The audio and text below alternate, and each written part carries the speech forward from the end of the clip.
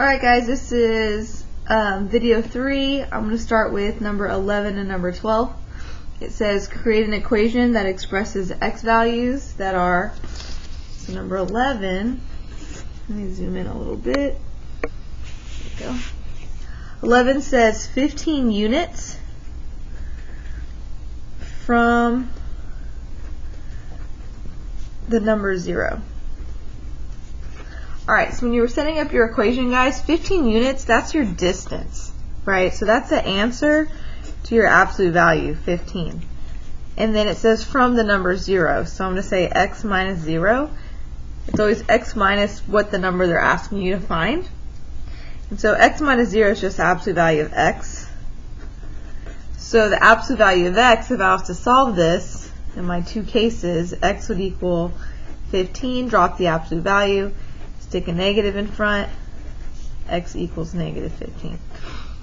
Which makes sense, right? Because if you had a number line and you start from 0, well, what is 15 units from the number 0? If you add 15 units this way, you're going to get positive 15.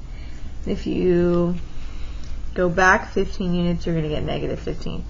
So I always tell my kids, use logic, like math logic, to check your answer, right? Don't just like get an answer and then just bubble it in or circle it and be like, yep, that's it. Always go back, especially if it's a word problem, and check, does this answer actually make sense? So those are my answers. Alright, so number 12, it says 6 units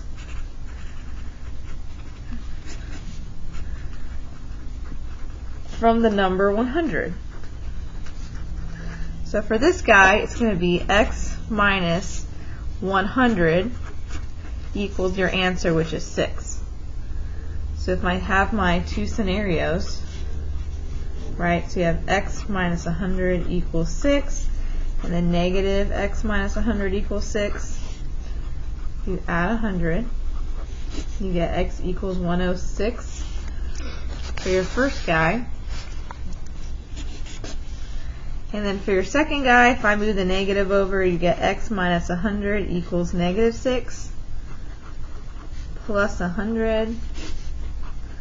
So x 100 minus 6 is 94.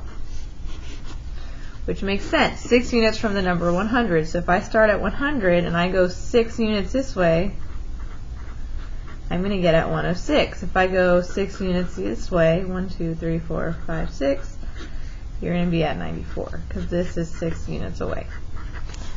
So those are my two answers.